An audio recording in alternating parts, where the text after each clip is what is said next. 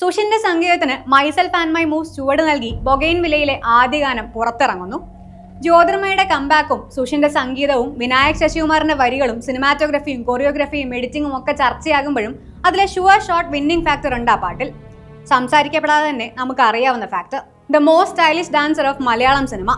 Google ചെയ്താലടക്കം അതിനൊരു ഉത്തരമേ ഉള്ളൂ, മലയാളത്തിന്റെ കുഞ്ചാക്കോ ബോബൻ.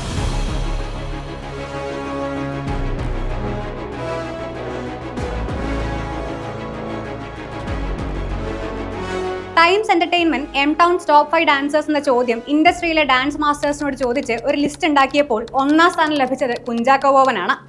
അദ്ദേഹത്തിന്റെ ഡാൻസിങ് സ്റ്റൈലും ടൈമിങ്ങുമാണ് അദ്ദേഹത്തിന്റെ എക്സ്പെർട്ടീസ് എന്നാണ് അവർ പറയുന്നത്.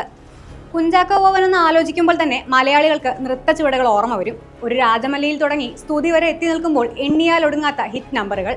ഒരു ചിക് ചിക് ചിക് ചിക് ചിറകിൽ, തിങ്കളെ പൂത്തിങ്കളെ, മിന്നിത്തെന്നുന്ന നക്ഷത്രങ്ങൾ, അബ്ബ ഹബ്ബ തുടങ്ങി കുഞ്ചാക്കോ ബോബന്റെ ഡാൻസ് USP ആക്കിയ എത്രയെത്ര വിഷ്വൽ ട്രീറ്റ്സ്. ഏത് ജനറേഷനും ആഘോഷിച്ച ഗാനങ്ങൾ. Hip hop, free style, Indian classical, ഇവിടെ എല്ലാം പോകും.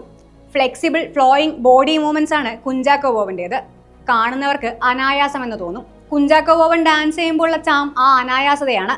പ്രത്യേകിച്ച് നീ മൂവ്മെന്റ്സ് കുഞ്ചാക്കോ ബോബൻ നൃത്തച്ചുവടുകളിൽ ഗംഭീരമെന്ന് തോന്നിയിട്ടുണ്ട്. നീ ബെൻ, നോക്കി നീസ് പോലുള്ള മൂവ്മെന്റ്സ് ഒരു ചിക് ചിക് ചിക് ചിക് ചിറകിൽ, തിങ്കളെ പൂത്തിങ്കളയിലൊക്കെ കാണാം. ഒഴുകുന്ന ശരീരഭാഷ ഗാനരംഗങ്ങളെ അപ്ലിഫ്റ്റ് ചെയ്യലുണ്ട്. കല്യാണരാമനിൽ കുഞ്ചാക്കോ ബോബൻ വരുന്നത് തന്നെ ഡാൻസറായാണ്. സിനിമയും കൊറിയോയും അത് പരമാവധി ആഘോഷിച്ചു എന്ന് തന്നെ പറയാം. പ്രണയഗാനമാകട്ടെ, തട്ടുവെളിപ്പൻ ഫാസ്റ്റ് നമ്പർ ആകട്ടെ, ഡാൻസ് നിർബന്ധം. ഒരു ബ്രേക്ക് കഴിഞ്ഞ് വരുമ്പോഴും അതിന് മാറ്റമൊന്നുമില്ല. മല്ലു സിംഗിലെ കാക്കാമലയിലെ കസിൻസിലെ പാട്ടുകൾ, സീനിയേഴ്സ്, വീണ്ടും ഒരുപിടി ചിത്രങ്ങൾ.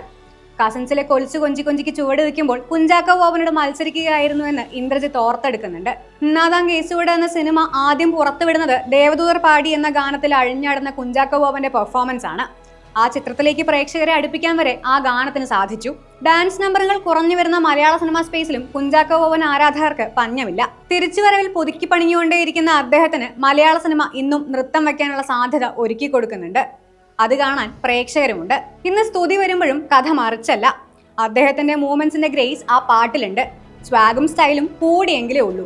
അതുകൊണ്ട് തന്നെ ഗൂഗിൾ പറയുന്നത് നമുക്ക് ആവർത്തിക്കാം, Kunchacko Boban is undoubtedly the most stylish dancer of Malayalam cinema.